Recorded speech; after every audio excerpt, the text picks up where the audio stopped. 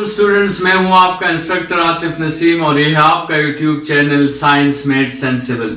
Students, A2 का course polynomials का chapter और उसमें हम डिस्कस कर रहे थे सॉल्यूशन ऑफ पॉलिनोमियल्स, जिसमें हमने कल के लेक्चर में फैक्टर थ्योरम और रिमाइंडर थ्योरम को डिस्कस किया था। फैक्टर थ्योरम में हमने कहा था कि जब हम किसी पॉलिनोमियल को x माइनस ए पे डिवाइड करते हैं तो हम x माइनस ए को 0 के इक्वल पुट करके उससे x की वैल्यू फाइंड कर लेते हैं और वो x की वैल्यू उस पॉलिनोमियल में अगर हम पुट कर लें तो हमें डायरेक्टली रिमाइंडर मिल जाता है।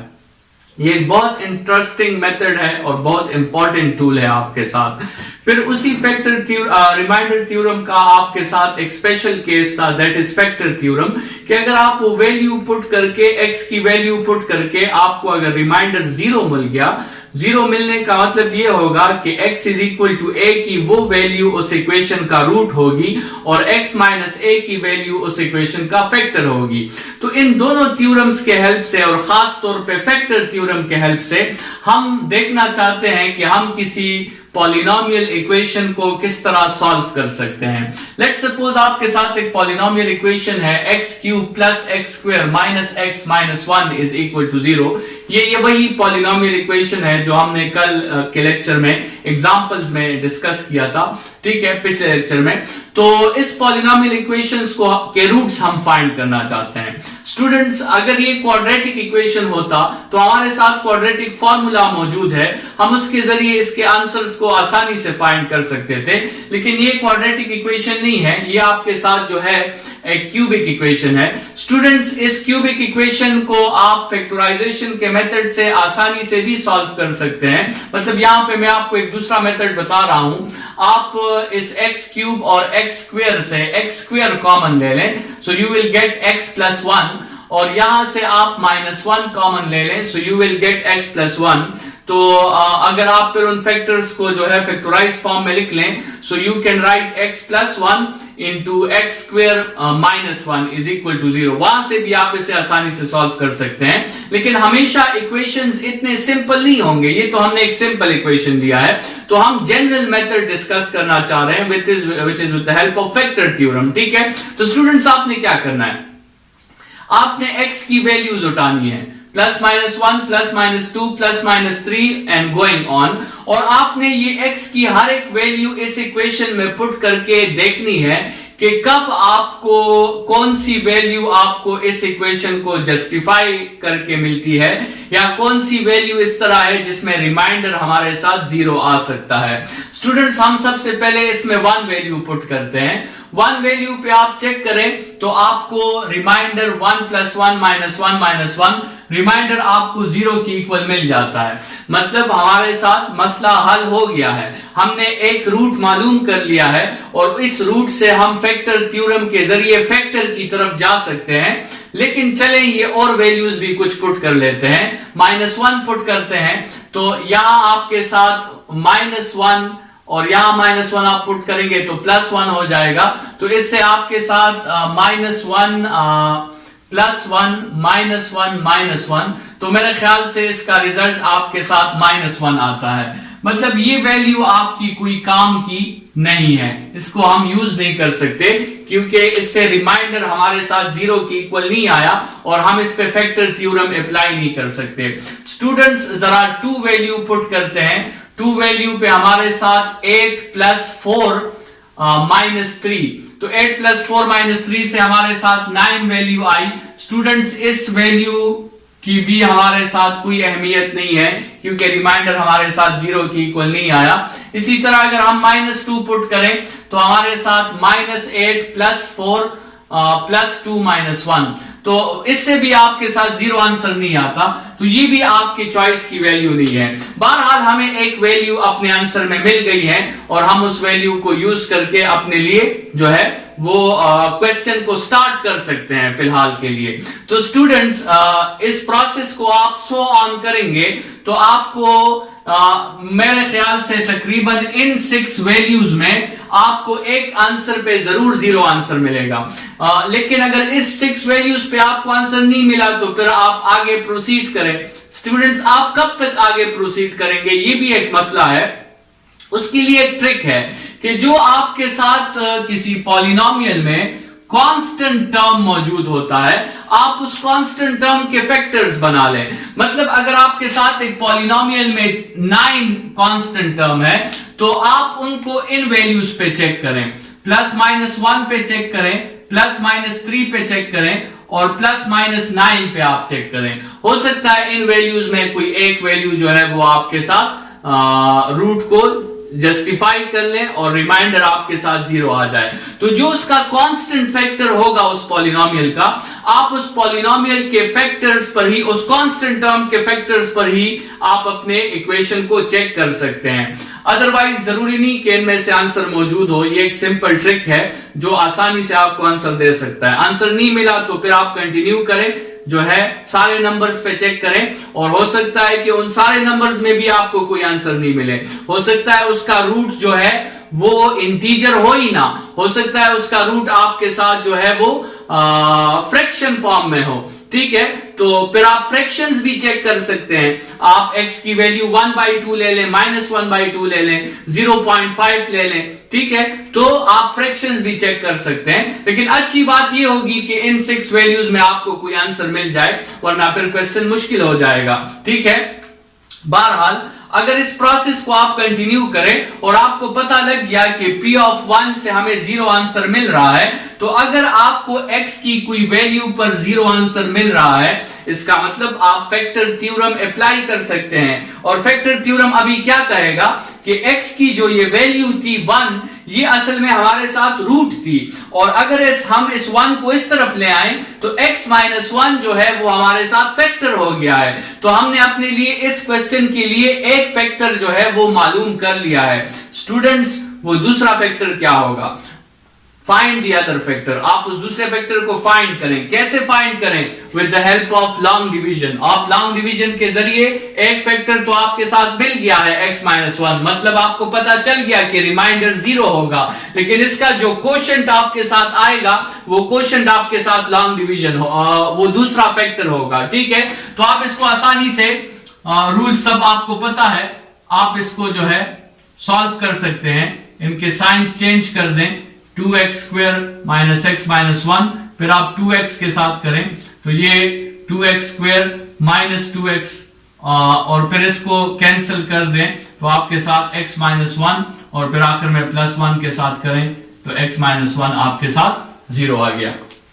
ठीक है, ये आपके साथ वो दूसरा फैक्टर स्टूडेंट्स क्या था? x² + 2x + 1। मतलब अब आप लिख सकते हैं कि this x³ + x² -x-1 which was equal to 0, इसकी जगह आप इस तरह लिख सकते हैं कि x-1 into x² + 2x + 1 is equal to 0। तो देखिए आपने अपने लिए जो है इस मुश्किल पॉलिनोमियल को 2 फैक्टर्स में कन्वर्ट कर दिया।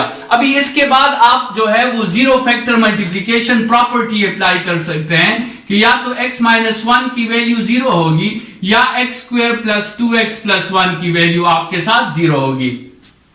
स्टूडेंट्स, तो यहां से जो है, यहां से तो आपको डायरेक्टली x की वैल्यू मिल गई, x की वैल्यू 1 है, और फिर इस क्वाड्रेटिक इक्वेशन को आप फॉर्मूला के जरिए भी सॉल्व कर सकते हैं, आप किसी भी मेथड से सॉल्व कर सकते हैं, और इससे आप अपने लिए 2 आंसर्स और भी निकाल सकते हैं। तो स्टूडेंट्स, ये आपने देखा कि फैक्टर थ्योरम के हेल्प से हमने किस तरह किस इक्वेशन को, पॉलिनोमियल इक्वेशन को, जिसका डिग्री जो था वो 2 से ज्यादा था, 3rd डिग्री इक्वेशन थे या 4th डिग्री इक्वेशन होंगे, तो उसको हम किस तरह फैक्टर थ्योरम से सॉल्व कर सकते हैं। स्टूडेंट्स, इस दूसरे फैक्टर को मालूम करने के लिए हमने यहां पे जो मेथड अप्लाई किया, that method was long division. लेकिन लॉन्ग डिवीजन स्टूडेंट्स एक लंबा मेथड है, उसमें जो है आपने ये पूरा प्रोसेस करके दूसरा फैक्टर मालूम करना होता है। हमारे साथ एक दूसरा शॉर्टकट मेथड है जिससे हम आसानी से अपने लिए ये कोशेंट जो है ये मालूम कर सकते हैं, और क्वेश्चन मालूम करने के लिए हम जो मेथड अप्लाई करते हैं that is called synthetic division. ये भी बड़ा इंटरेस्टिंग मेथड है स्टूडेंट्स आपके साथ और बहुत यूजफुल है रिमाइंडर फाइंड करने के लिए और आपके साथ क्वेश्चन फाइंड करने के लिए। स्टूडेंट्स इस मेथड में इस तरह होगा कि आप इस तरह दो परपेंडिकुलर लाइंस ड्रा करेंगे और आपके साथ जो क्वेश्चन है उस क्वेश्चन से आपने सिर्फ कोफिशिएंट्स उठाने हैं। मतलब ये आपके साथ यहां का कोफिशिएंट 1 है, यहां का कोफिशिएंट 1 है, यहां का कोफिशिएंट -1 है और यहां का कोफिशिएंट भी -1 है।